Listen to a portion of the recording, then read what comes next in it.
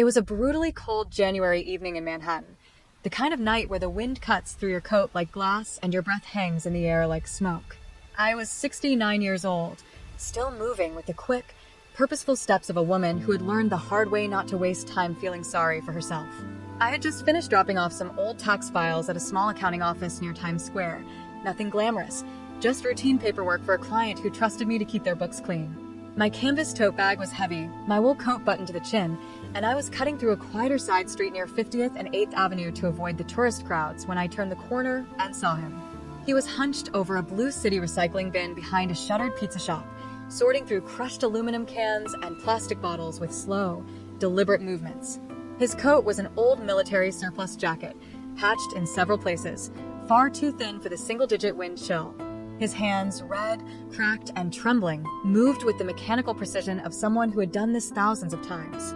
The beard was long, thick, and mostly gray-white, hiding most of his face, but the slight tilt of his head when he heard footsteps, the way he paused to rub his aching lower back, that small gesture was unmistakable. Nathaniel. My Nathaniel. The man who had vanished from our Brooklyn brownstone 22 years earlier, leaving only one typed note on the kitchen counter. Forgive me. This is the only way to keep you and Avery safe. The same man whose disappearance had triggered a nightmare cascade. Joint bank accounts frozen overnight, mortgage payments that mysteriously stopped being accepted, unexplained liens placed on the house, IRS audits that dragged on for years with no clear explanation, creditors calling at dawn, neighbors whispering behind my back that I must have driven him away with my demanding nature. I had spent 2 decades believing he had simply given up on us. On me, on our daughter, on the life we had built together. I stopped dead in the middle of the sidewalk. A delivery scooter zipped past, its horn blaring. Tourists laughed and took selfies a block away. The city kept moving at its usual frantic pace, but my world narrowed to that narrow, dirty alley and the broken man beside the bin. He sensed someone staring. He looked up slowly. Our eyes met across 15 feet of grimy pavement. An aluminum can slipped from his fingers and rang loudly against the concrete. Recognition hit him like a physical blow. Shock, shame, raw pain flashing across his sunken features. He turned to shuffle away, limping noticeably on his left leg. Nate. My voice came out thin and trembling, almost lost in the wind. He froze. His shoulders sagged as though the weight of 22 years had just crashed back onto them. He didn't turn at first. When he finally did, his eyes were hollow, bloodshot, but still the same deep hazel I had once stared into for hours on lazy Sunday mornings. Marissa, he rasped, his voice rough and cracked from years of disuse and cold. You're not supposed to see me like this. Walk away. Please. Don't look at me. I stepped forward anyway. My boots crunched on salt and broken glass. Up close, he smelled at the streets, damp concrete, stale coffee grounds, old sweat, and the deep exhaustion that had soaked into his skin and bones. Nothing remained of the clean, precise man who used to come home every evening smelling faintly of drafting paper, graphite pencils, and aftershave. What happened to you? I asked, my throat closing tight. He gave a short, bitter cough that might have been meant as a laugh. What happens when you disappear for good? Life grinds you down until there's nothing left. Now go. Forget you ever saw me here. You disappeared. No phone call. No real goodbye. Just that one cold note. The house was foreclosed. We lost everything we had worked for. Avery grew up believing her father walked out because he didn't love her enough to stay and fight. His face crumpled in visible pain. He looked down at his ruined boots, duct taped at the toes, soles worn through. I know what she believes. I've seen pictures from public library computers when no one was watching. She's grown, beautiful, married, 2 kids. That's all I ever needed to know. She's 35 now. Avery has a daughter, Everly. She's 8, and a son, Grayson, who's 6. She still asks me why you never fought for custody, why you never even sent a single birthday card or a Christmas letter. He closed his eyes for a long moment. She did nothing wrong. I did what I had to do. Then tell me what that was. Right now. He swayed on his feet. I reached out instinctively and caught his arm to steady him. He was nothing but bones and thin fabric under the layers. Before either of us could say another word, his knees buckled completely. I lowered him to the ground as gently as I could, propping his back against the cold brick wall of the building. Help! I shouted toward the street. Someone call 911. A young woman walking a small dog ran over, phone already in hand. Oh my God, is he okay? I'm calling right now. We eased him down onto a flattened piece of cardboard someone had discarded nearby. His breathing was shallow and labored, lips tinged blue from the cold and whatever illness had taken hold of him. I knelt beside him, brushing matted gray hair from his forehead the way I used to when he came home with tension headaches after 14-hour days on construction sites. The ambulance arrived within minutes, sirens slicing through the evening rush hour. At Bellevue Hospital, they admitted him as an unidentified male. No wallet, no ID, no phone, nothing.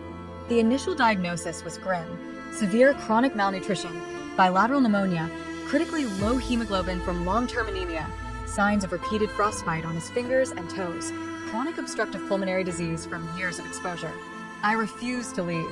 I sat in the uncomfortable vinyl chair beside his bed all night, watching the monitors beep and the Ford drip, listening to the soft hiss of oxygen through the nasal cannula. When he finally woke the next morning, weak sunlight slanting through the half-closed blinds, he saw me sitting there and immediately closed his eyes again. Marissa, go home. This isn't your fight anymore. You've suffered enough because of me. It became my fight the day you walked out without giving me a real explanation. I said quietly, 22 years of wondering if you were dead in a ditch somewhere. 22 years of telling our daughter that her father chose to leave us. 22 years of hating a man I thought was a coward. Now you're going to tell me the truth. All of it. No more secrets. He stayed silent for what felt like an eternity. The only sounds were the steady beep of the heart monitor and the distant murmur of nurses in the hallway. Then, in a voice so low and broken it barely carried across the room, they were going to kill you. And Avery. I had no other choice. The words landed like ice water poured straight into my veins. He began to speak in fragments over the next few days, only when the nurses left the room, only when the pain medication loosened his tongue enough to let the truth slip out. It all started with the largest public transit project New York had seen in decades, the full East Side Access tunnel connecting Long Island Railroad to Grand Central, combined with the multi-phase 2nd Avenue subway expansion. Nathaniel was the senior structural engineer for one of the primary contractors. Early in the project, he noticed serious irregularities, grossly inflated costs for concrete and rebar, phantom subcontractors who never showed up on site, change orders that added hundreds of millions to the budget with no visible additional work. When he began quietly documenting everything, hoping to report it internally through proper channels, he was summoned to a late-night meeting in a windowless conference room on the 42nd floor of a midtown high-rise.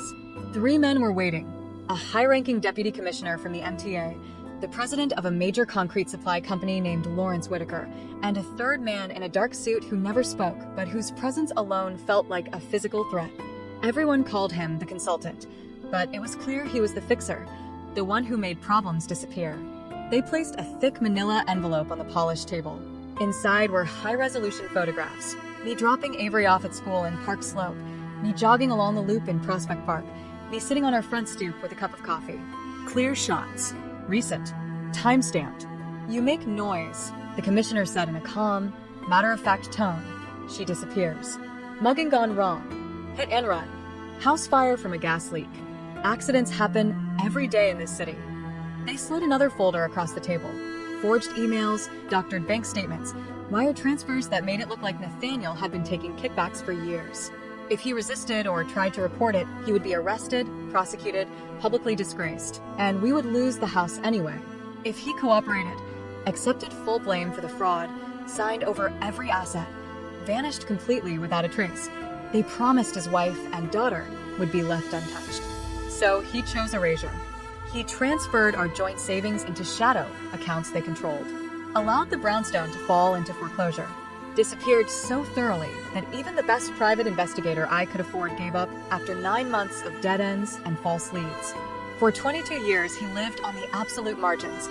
Winter nights in church basements and homeless shelters, summer months under bridges along the Harlem River or in abandoned lots in Queens and the Bronx. He moved constantly, never staying in one place longer than a few months. Always watching corners, always assuming someone might still be looking for him. Every year or two, he whispered, eyes fixed on the ceiling, I'd find a public library computer or an internet cafe and search your name. I saw you lose the house. Saw you move to that tiny walk-up in Astoria. Saw Avery's high school graduation photos online. Each time it tore me apart, but you were alive. Avery was alive. That was the only deal that mattered to me. Tears streamed down my face unchecked. All the nights I had screamed into pillows. All the times I told Avery, Daddy made his choice. All the years I worked 3 jobs, ate ramen so she could have new shoes for school, hid the shame from friends and family. It had all been his love, silent, invisible, devastating. I stayed by his hospital bed every single day after that confession. The nurses and doctors got used to seeing me there, bringing small comforts from the outside world. A warm blanket I bought from a nearby store, chicken noodle soup from the deli on 2nd Avenue he used to love, thick wool socks to cover his scarred, frost-bitten feet. Slowly, painfully slowly, a faint hint of color returned to his cheeks. The doctors were cautiously optimistic. If the pneumonia didn't flare up again, he might be stable enough to transfer to a rehab floor in a week or 2. But every night, when the hospital lights dimmed and the hallway fell quiet except for the soft beeping of monitors, the weight of his words pressed down on me like a physical force. 22 years of hate I had carried for a man who had been protecting us the entire time. 22 years of telling Avery her father was a coward who walked out. 22 years of scraping by on minimum wage jobs, eating cheap meals so she could have new school clothes, hiding the shame from friends who asked why I never dated again. One gray afternoon, snow flurrying against the window like ash, Nathaniel gripped my wrist with more strength than I thought his frail body could muster. "There's proof," he said, voice hoarse but clear. "Everything I gathered before I left. It's hidden in a storage unit in Long Island City, Astoria Self-Storage on 21st Street, Unit 512. Inside a tall gray metal filing cabinet, there's a false bottom drawer. The combination is still our old brownstone house number, 742. Folders with original bid documents, 3 encrypted USB drives with recorded meetings and phone calls, a small digital voice recorder, ledgers showing every kickback and shell company, names, dates, signatures, including Lawrence Whitaker's on multiple payoff sheets. I didn't hesitate. The next morning, I took the N train out to Queens. The storage facility looked almost unchanged. Faded green sign, chain link fence topped with razor wire, the faint smell of mildew and motor oil in the air. I paid 3 years of back rent in cash at the front desk to avoid leaving any digital trail, then walked down the dimly lit corridor to Unit 512. The lock clicked open easily. Inside, dust lay thick as gray velvet over everything. I found the tall gray cabinet pushed against the back wall, dragged it out with effort, and pried up the false bottom panel with a small crowbar I had brought from home. There it was, a black fireproof safe, still locked tight. I spun the dial, 742, and it popped open with a soft click. Folders labeled meticulously by year in his familiar handwriting. 3 thumb drives in plastic cases. A digital voice recorder wrapped in an old sock to protect it. Bank printouts showing transfers to offshore accounts tied to Whitaker's companies and others. Printed emails with threats circled in red pen. It was all there, enough evidence to dismantle the entire network if it ever reached the right hands. My hands trembled as I photographed key pages with my phone in the dim light of my flashlight app, then carefully repacked everything and relocked the safe. I left the unit, heart pounding so hard I could feel it in my throat, and stepped out into the cold Queens air. That's when I saw the black SUV parked across the street, engine idling, windows tinted so dark no one could see inside. No visible plates from where I stood. I walked quickly to the subway entrance, glancing back once. The driver's side window cracked open just enough for someone to watch me descend the stairs.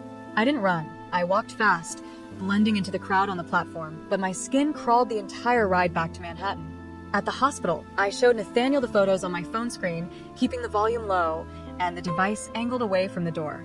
His face drained of the little color it had regained. They know I'm alive. They've probably had eyes on that storage unit since the day I disappeared. If they realize you've been there, if they know you have copies. He didn't finish the sentence. He didn't have to. That same night, my Astoria apartment was broken into. I came home after visiting hours, ended to find the door slightly ajar. Inside, drawers yanked open and dumped, couch cushions slashed with a knife, papers and books scattered across the floor like confetti. Nothing valuable was taken. Electronics, cash, jewelry, all untouched. But one thing was missing, our old family photo album. The one with Avery as a baby in Nathaniel's arms, our wedding day in Prospect Park, vacations we took before the project swallowed him whole. On the kitchen table, someone had left a single playing card, the Ace of Spades. No note, No words, just the card. The message was unmistakable. We see you. We can reach you anytime. We know what you took. I didn't scream. I didn't cry. I locked the door, sat on the floor amid the mess, and felt something cold and sharp ignite inside me. Rage, yes, but colder, more focused. I was done being the victim in their long game. The next day, I called Ethan Caldwell. He was an old acquaintance from my early bookkeeping days. Back then, he was a junior reporter chasing minor city hall stories. Now he was a senior investigative journalist at one of the major New York papers, known for taking on powerful targets. I met him in a noisy halal cart spot near Astoria Park, crowded enough for cover, public enough to feel safe. I slid him a plain manila envelope containing low-resolution printouts of 3 key documents: a rigged bid sheet with Lawrence Whitaker's signature, a payoff ledger entry dated 2003, and a scanned photo of the original threat envelope from that Midtown meeting. Ethan scanned them quickly, then looked up at me with wide eyes. "Marissa, if these are authentic, and from what I'm seeing, they look very real, this isn't just a scandal. This is decades of systemic corruption at the highest levels of MTA funding, Albany kickbacks, and the construction cartel that's been bleeding taxpayers dry for years. We're talking hundreds of millions, maybe billions, in diverted public money. Then help me make it real," I said. But carefully, they're already watching. We planned the next steps with extreme caution. Digital copies of everything went to a safe deposit box in a bank across the river in Jersey City. Opened under a friend's name to avoid any link back to me. Ethan made anonymous drops of redacted files to the FBI's New York Field Office Public Corruption Squad. I arranged a discreet, off-the-record meeting with Assistant U.S. Attorney Samantha Hayes at the Brooklyn Federal Courthouse after hours. She was in her late 40s, sharp-eyed, no-nonsense, with a reputation for never backing down from big cases. She flipped through the pages I brought without changing expression. "If even 30% of this is verifiable," she said finally, "we're looking at RICO-level charges, conspiracy, extortion, wire fraud, mail fraud, the whole menu. But you understand what happens when you touch people like Lawrence Whitaker and his circle. They don't go quietly. They fight dirty. They hit back hard. I've lived with their version of quiet for 22 years, I told her. I'm ready for whatever comes next." Meanwhile, Nathaniel's condition deteriorated again. The pneumonia returned with vicious speed. His oxygen levels dropped dangerously. Doctors moved him to the ICU. I sat outside the glass room, watching machines breathe for him, whispering through the intercom when they allowed brief visits. "You kept us alive all these years," I said one night, voice cracking. "Now let me keep you here a little longer. Avery needs to know her father. The grandkids need to hear your voice, even if it's just once. Don't give up yet." He squeezed my hand weakly through the sterile glove. "If I don't make it, promise me 2 things. Tell Avery the full truth. And finish this. Not for revenge. For every family they crushed while hiding behind their power."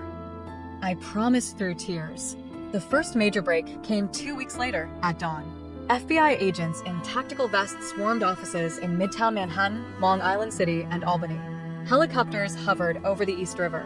News alerts exploded on every phone. FBI raids target alleged multi-decade transit corruption network. Lawrence Whitaker was led out of his Westchester estate in handcuffs, face shielded by his coat, as cameras flashed relentlessly. The city buzzed with the story. Headlines screamed across every outlet. But so did the retaliation. My car, parked in the hospital garage, was keyed overnight. Deep gouges spelling, "Watch your back," across the hood in jagged letters. Ethan's newsroom office was broken into, his desktop computer smashed, files ransacked, but he had kept encrypted backups offsite. Anonymous calls began at 3 a.m., just heavy breathing, then a hang-up. I moved to a cheap motel in the Bronx under a friend's name. Every shadow felt like a threat. Every noise in the hallway made me jump. Nathaniel slipped deeper into the ICU. I talked to him constantly, even when he was heavily sedated. "They're falling, Nate," I whispered one morning as sunlight cut through the blinds. "One by one. You did this. Your silence bought the time we needed to expose them." He opened his eyes for a brief, painful moment and managed the faintest smile. "You did it, Marissa." "We did it," I corrected, tears falling onto the sheet. He squeezed my hand once more, weak but deliberate. "Tell Avery. I'm proud. Tell the kids. Grandpa loves them. Always did." Then he closed his eyes. He passed peacefully at 5:13 a.m. 3 days later. The funeral was kept deliberately small and private, almost hidden from the world that had taken so much from us already. We chose a quiet cemetery in Westchester County, far from Manhattan's noise, cameras, and curious eyes. No public announcement. No obituary in the newspapers. Just a handful of people who truly mattered. Me, Avery, who flew in from Portland with her husband and the children, and one old colleague from Nathaniel's engineering days who had quietly kept in touch over the years. We gathered under a gray winter sky, the ground still dusted with the last snow of the season. The casket was simple oak, no elaborate flowers, just a single wreath of white lilies from Avery. Everly and Grayson, too young to fully grasp the loss, held my hands tightly as the minister spoke brief words about sacrifice, love that endures beyond sight, and peace finally found. When the short service ended, Avery knelt and placed a small drawing Grayson had made, a stick figure man with a hard hat and toolbox labeled Grandpa Nate, on top of the casket. Everly added a crayon drawing of a bridge reaching toward the sky. Afterward, in the warm car on the drive back to the city, Avery turned to me.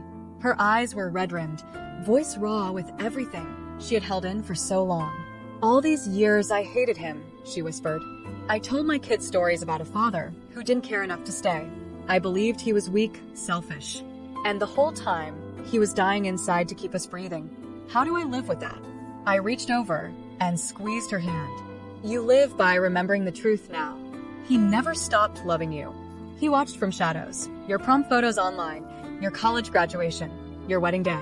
He told me in the hospital that every time he saw you happy, it made the pain worth it. He chose that pain for you." Everly piped up from the back seat, clutching her stuffed bear. Was Grandpa Nate a secret agent? Like in the movies? I managed a small, tearful smile. Sort of sweetheart. He was the bravest kind, the one no one ever thanked until it was too late. He hid so the bad people couldn't find us. Grayson looked up seriously. "I want to build bridges like him. Strong ones that never fall down." Avery wiped her eyes and pulled both kids close. "He'd be so proud of you both." The trial stretched over nearly 2 full years. Federal court in Brooklyn, heavy security at every entrance. Reporters camped outside day after day. I testified twice more. Once in a closed grand jury session to confirm timelines and evidence chain of custody. Once during the main trial when defense attorneys tried every angle to discredit the story. The courtroom was cold, sterile, filled with men in tailored suits who had once walked the halls of power as if they owned them. When my turn came on the stand, I walked forward with steady steps. Samantha Hayes asked the questions calmly, methodically. I told it all again. The day Nathaniel disappeared, the sudden deaths and foreclosures that made no sense, the threats I never knew about until the hospital, finding the storage unit, the ace of spades left on my kitchen table, the 22 years of calculated ruin. Lawrence Whitaker's lead attorney tried his hardest. "Ms. Marissa, isn't it convenient that your husband only revealed this dramatic tale of extortion after you found him in dire straits on the street? Could this not be a fabricated narrative to clear his name posthumously and secure a large financial settlement from the government?" The judge banged the gavel before I could respond. "Counsel, you will refrain from inflammatory speculation. The witness has provided corroborated documentary evidence that has already led to multiple indictments. Proceed with facts, not conjecture."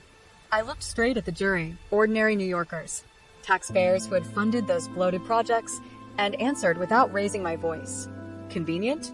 No. Necessary? Yes. For 22 years, I believed my husband abandoned us out of selfishness. I raised our daughter alone, worked until my body ached, told her lies to protect her heart from breaking completely. When I found him collecting cans behind a deli, I hated what life had done to him. When he told me the truth in that hospital bed, I hated what life had done to all of us. This isn't about money or revenge. It's about making sure no other family has to live with the same lie I lived with for decades. The room went completely silent. The jury deliberated for less than 4 days on the remaining counts. Guilty verdicts on all major charges. RICO conspiracy, extortion, wire fraud, mail fraud, obstruction of justice.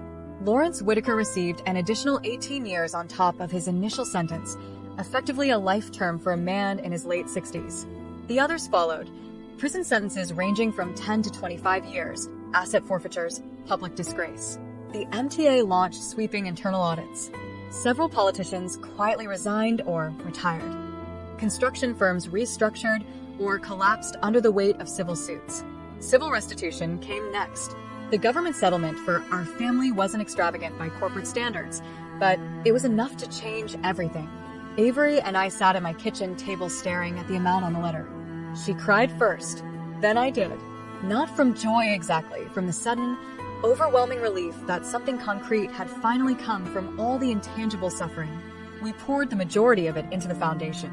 Nathaniel's shadow grew from a small operation run out of my living room to a registered nonprofit with a modest office in Brooklyn. We hired a part-time lawyer, a social worker, and a grant writer. We helped single mothers facing sudden evictions after whistleblowing, fathers framed for fraud they didn't commit, children caught in the crossfire of corporate or government extortion. Every case we took felt like paying forward what Nathaniel had given us without ever asking for thanks. Life began to soften around the edges.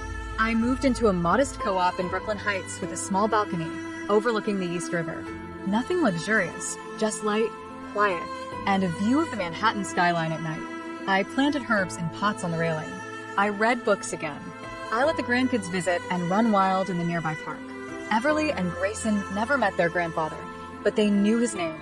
We kept a framed photo on the living room shelf, Nathaniel holding newborn Avery, smiling like the future was ours to keep.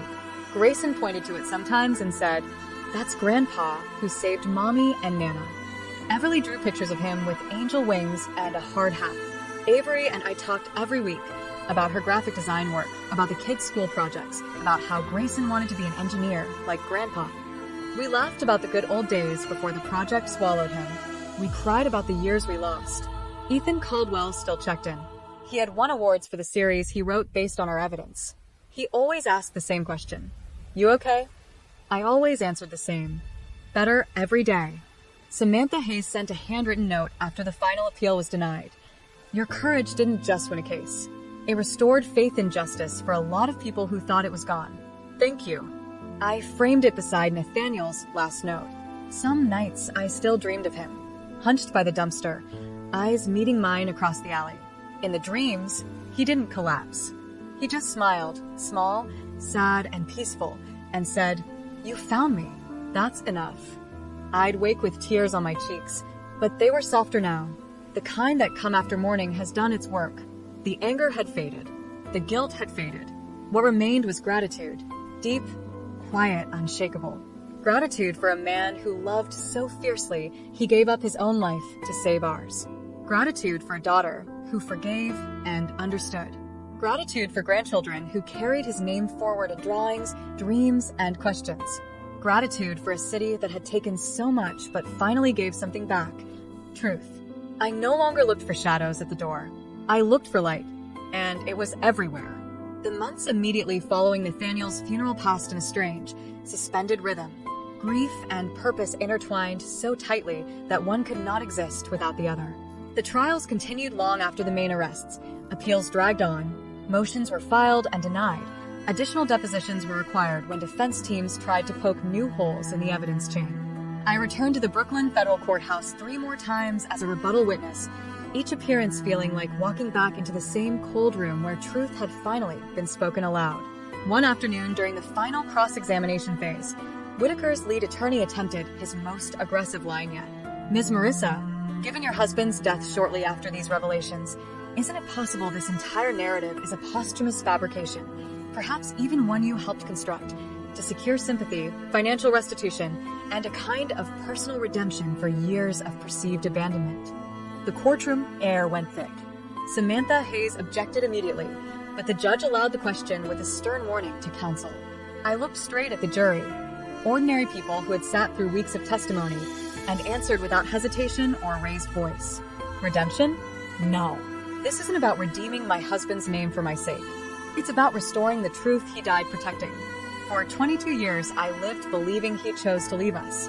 I raised our daughter alone, worked until my hands cracked from cold and labor, told her stories to shield her from hating her own father. When I found him on that alley sidewalk, collecting cans to survive, I hated what the world had done to him. When he told me the truth in that hospital bed, knowing he might not leave it alive, I hated what the world had done to all of us. This isn't fabrication. This is the cost of silence finally being paid in full. The jury room fell silent. Even the attorney seemed momentarily off balance. The final verdicts came down less than a week later. Guilty across the board on the remaining RICO counts, extortion enhancements, and conspiracy charges. Lawrence Whitaker received an additional 18 years, stacked on top of his earlier sentence, effectively ensuring he would never walk free again. The remaining co-conspirators followed. Prison terms from 12 to 27 years, massive asset forfeitures, public shaming in every major New York outlet. The MTA announced sweeping internal reforms. Several city council members quietly resigned or announced they would not seek re-election. Construction firms that had once dominated bids either restructured under new management or dissolved entirely. Civil restitution arrived in stages. The government settlement for our family was substantial, not billionaire money, but enough to change the trajectory of what remained of our lives. Avery and I sat at my kitchen table one rainy afternoon, staring at the official letter. The number on the page felt unreal after so many years of scraping by. She cried first. Quiet, relieved sobs. Then I did. Not from happiness exactly, from the sudden release of pressure that had lived in my chest for decades. We decided almost immediately how to use it. The majority went straight into Nathaniel's Shadow Foundation. What started as a small operation in my living room, filing cabinets, a secondhand laptop, and endless phone calls, grew into a registered 501c3 nonprofit with a modest office in Brooklyn. We hired a part-time attorney who specialized in whistleblower cases, a licensed social worker, and a grant writer who helped secure additional funding from private donors moved by the story. We assisted single mothers facing sudden foreclosure after reporting fraud in housing developments, fathers framed in corporate kickback schemes, young engineers too afraid to speak up after seeing colleagues disappear. Each case we took felt like a direct repayment to the man who had carried the burden alone. Life began to soften in small, unexpected ways. I moved into a modest co-op in Brooklyn Heights with a narrow balcony overlooking the East River. Nothing extravagant, just natural light, quiet evenings, and a view of the Manhattan skyline that changed color with every sunset. I planted herbs in clay pots on the railing. Basil, rosemary, mint. Their scent reminded me of the little kitchen garden we had in the old brownstone, back when life still felt ordinary and safe. The grandkids became regular visitors. Everly and Grayson filled the apartment with noise and energy, crayons scattered across the table, blocks stacked into wobbly towers, laughter bouncing off the walls. Everly loved drawing at the kitchen counter. Pictures of bridges reaching toward the sky, toolboxes overflowing with tools, angels wearing hard hats. Grayson built elaborate structures from cardboard and tape, declaring each one, like Grandpa Nate's big projects that never fell down. They asked questions now, real ones, not just childish curiosity. Why did Grandpa have to hide for so long? Everly asked one Saturday afternoon. Crayon paused mid-stroke. I knelt beside her chair. Because sometimes the bravest thing a person can do is disappear to keep the people they love safe. Bad people were trying to hurt Nana and Mommy. Grandpa loved us so much he decided to take all the danger on himself. He became invisible so we could stay safe and happy. Grayson looked up from his tower. Did it hurt him? Yes, I said honestly. It hurt a lot, but love sometimes does that. The strongest love hurts the most and lasts the longest. Avery overheard from the kitchen doorway.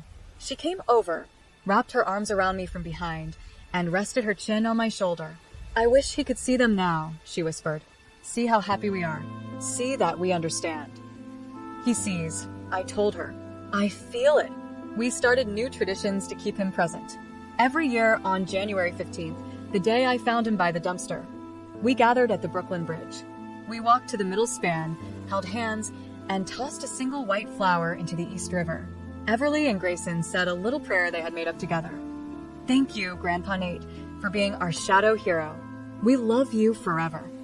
Avery and I stood quietly, remembering. I walked the bridge alone on other evenings, especially at sunset. The sky would turn gold and pink over Manhattan, the lights flickering on one by one across the water. I'd lean on the railing and talk to him without whispering, as if he were standing right beside me. Avery's design firm landed a big contract this week. She's doing branding for a new environmental nonprofit. Everly lost her first tooth and insisted on putting it under her pillow for the tooth fairy. Grayson keeps asking about engineering school. He wants to build bridges that last forever. The foundation helped 12 families last month. Your name is still saving people, Nate. Thank you. I never expected an answer. But sometimes the wind would rise off the river, carrying the scent of salt and city, and I'd feel a gentle warmth that had nothing to do with the sun. I'd smile and whisper, "I know. I feel you too." Ethan Caldwell visited once a month with coffee and updates. He had won a major journalism award for the series he wrote based on our evidence. He always asked the same question, "You doing okay?" I always answered the same, "Better every single day." Samantha Hayes retired from the U.S. Attorney's Office and sent one last handwritten note. "Cases like yours remind us why we do this work. You didn't just win in court. You restored hope for people who thought it was gone forever. If you ever need anything, call." I kept that card beside Nathaniel's final note in the wooden box on my dresser. At 74, I took my first real vacation in decades, a week in the Adirondacks. A tiny cabin beside a quiet lake. No cell service, no news alerts, just water, trees, and silence. I sat on the dock at sunrise, feet dangling in the cold water, and spoke to him aloud for the first time without lowering my voice. "You did it, Nate. You kept us breathing when we didn't even know we were in danger. Now I'm breathing easy. Avery is thriving. The grandkids are growing up knowing your love, not your absence. The foundation is changing lives every week. Thank you for the hardest, quietest, most beautiful love anyone could give." A soft breeze moved across the lake. I closed my eyes and let it wrap around me. When I returned home, the kids ran to the door with hugs and new drawings. Everly had sketched me and Nathaniel standing together on the Brooklyn Bridge, holding hands at sunset. "Nana and Grandpa watching over everyone," she said proudly. I hung it on the fridge next to Grayson's latest cardboard bridge model. Life wasn't perfect. There were still hard days, anniversaries that stung sharply, quiet nights when the what-ifs surfaced uninvited. But the pain no longer owned me. It walked beside me like an old companion I had learned to live with. I no longer feared the shadows. I no longer hated the man who disappeared. I loved him, deeply, quietly, eternally. And I honored him the only way that truly mattered, by living. Living without resentment. Living without fear. Living in peace. Because after all the stolen years, all the silence, all the ruin, that was the greatest gift I could return. The quiet years that followed felt like the first real breathing room I had known in decades. The trials were finally over.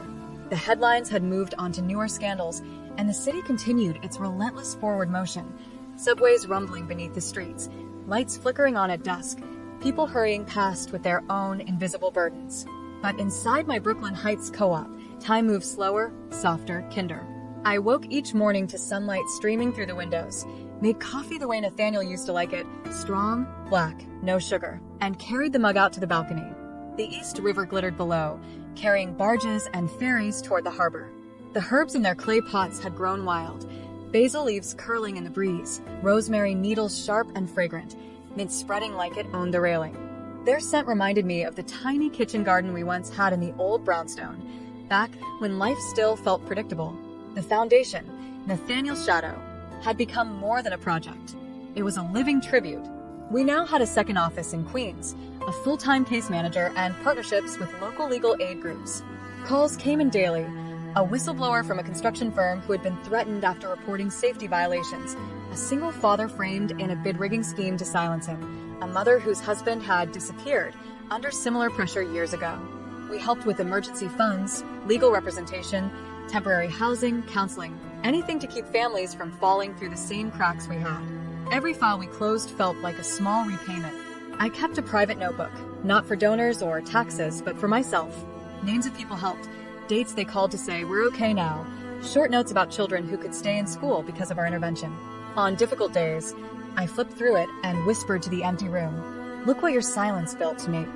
Look at the lives still standing because of you." Avery and the kids became constants. Saturdays were sacred. They arrived with grocery bags and laughter, turning my quiet apartment into a home again. Everly loved the kitchen table. She spread out paper, crayons, markers, and drew endlessly. Bridges, toolboxes, angels wearing hard hats, me and Nathaniel holding hands at sunset. Grayson built towers and cities from blocks, cardboard, tape, each one strong like Grandpa Nate's. They asked questions freely now, and we answered without flinching. One Saturday afternoon, while Grayson stacked blocks into a wobbly skyscraper, Everly looked up from her drawing and asked, "Nana, do you still talk to Grandpa Nate?" I smiled and sat on the floor beside her. Everyday sweetheart. Sometimes out loud, sometimes in my heart. I tell him about you too. How smart you are, how kind, how much you look like him when you smile. Grayson knocked over his tower on purpose and laughed. Does he answer? Not with words, I said. But sometimes the wind feels warmer, or the river sparkles a little brighter, or I just feel peaceful. That's him saying he's listening. Avery overheard from the kitchen doorway. She came over, knelt, and wrapped her arms around both kids. Grandpa Nate loved you before you were even born. He still does. That's why Nana tells a story, so you'll always know where your brave heart comes from. We continued the January 15th tradition every year. The Brooklyn Bridge at sunset, hand in hand, a single white flower tossed into the water, the children's prayers spoken in unison. Thank you, Grandpa Nate, for being our shadow hero. We love you forever. Avery and I stood quietly, watching the flower drift away on the current. I walked the bridge alone many evenings. The sky would turn gold and pink, the city lights blooming one by one across the water. I leaned on the railing and spoke to him without whispering. Avery's firm won a big award for her latest project. Everly wants to be an artist when she grows up. She says she'll draw bridges that reach the stars. Grayson is obsessed with engineering books. He wants to build ones that last forever. The foundation helped 20 families last month. Your name is still saving people, Nate. Thank you. Sometimes the wind rose off the river, carrying salt and city scent, and a gentle warmth brushed my cheek. I smiled and whispered, I know. I feel you too. Ethan still visited with coffee and stories. He had won another journalism award and always asked, You doing okay? My answer was always the same. Better every single day. Samantha Hayes sent occasional notes, mostly referrals for cases the foundation could help. Your work is changing more lives than any courtroom ever could, she wrote once. At 75, I took another trip to the Adirondacks, same lake, same cabin. I sat on the dock at sunrise, feet in the cold water, and spoke to him aloud. You did it, Nate. You kept us breathing when we didn't know we were drowning. Now I'm breathing easy. Avery is happy. The grandkids are growing up with love instead of questions.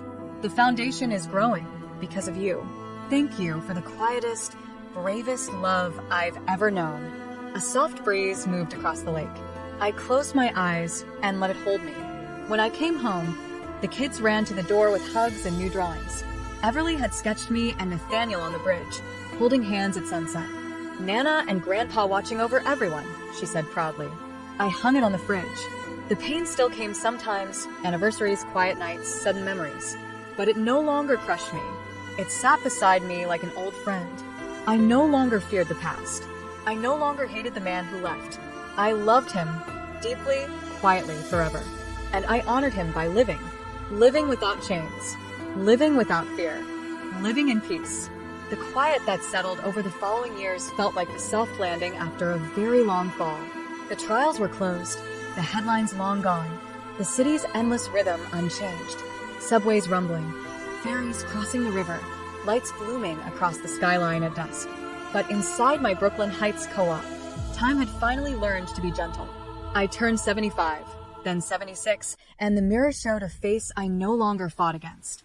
The lines were deeper, but they came from laughter with Everly and Grayson, from late-night talks with Avery, from mornings spent watching the East River carry light toward the harbor. I no longer hid the gray in my hair or the slight tremor in my hands. They were honest markers of a life fully lived, through ruin, through truth, through peace. The balcony remained my favorite place. I carried coffee out each morning, strong and black, the way Nathaniel liked it, and sat among the herbs that had grown wild and abundant. Basil curled in the breeze, rosemary stood sharp and fragrant, mint spilled over the railing like it owned the space. Their scent filled the apartment whenever I opened the door, reminding me of the small kitchen garden we once tended in the old brownstone, back when life still felt ordinary and safe. Nathaniel's shadow had become more than a foundation. It was a living legacy. We now had 3 small offices, one in Brooklyn, one in Queens near the old storage unit, and a satellite space in the Bronx. We employed a full-time attorney, 2 case managers, a counselor, and a grant writer who kept the funding steady. Calls came in daily from people whose stories echoed ours, A whistleblower threatened after reporting safety violations on a subway project. A single parent framed in a corporate kickback scheme.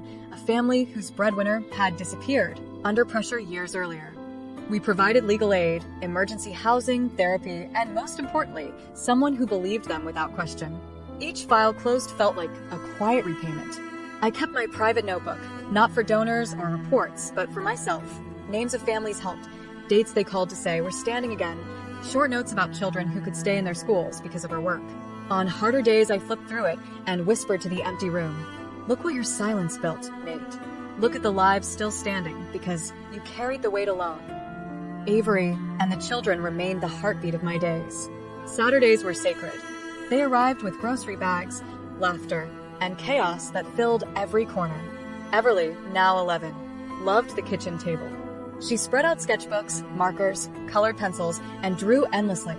Bridges reaching toward stars, toolboxes overflowing with tools, angels wearing hard hats, me and Nathaniel holding hands at sunset on the Brooklyn Bridge.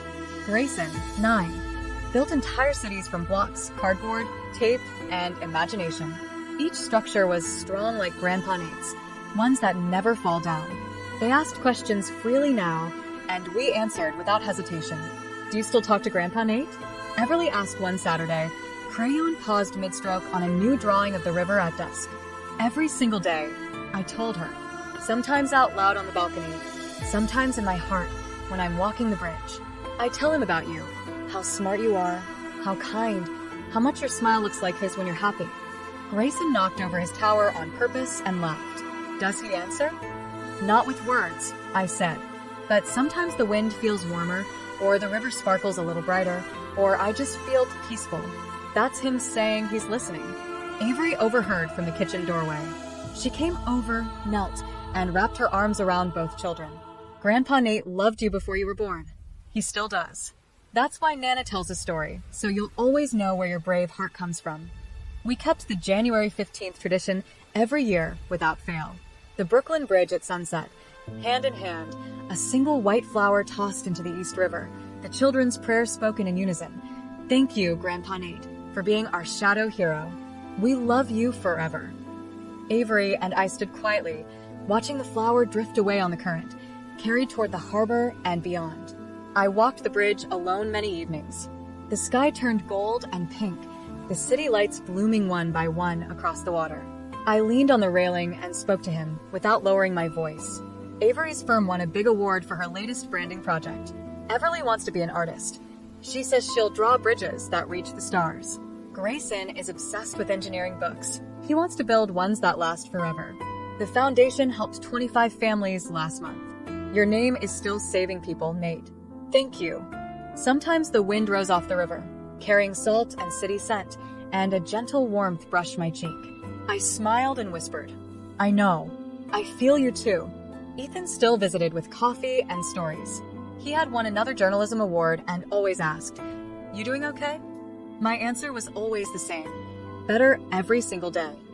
Samantha Hayes sent occasional notes, mostly referrals for cases the foundation could help. "Your work is changing more lives than any courtroom ever could," she wrote once.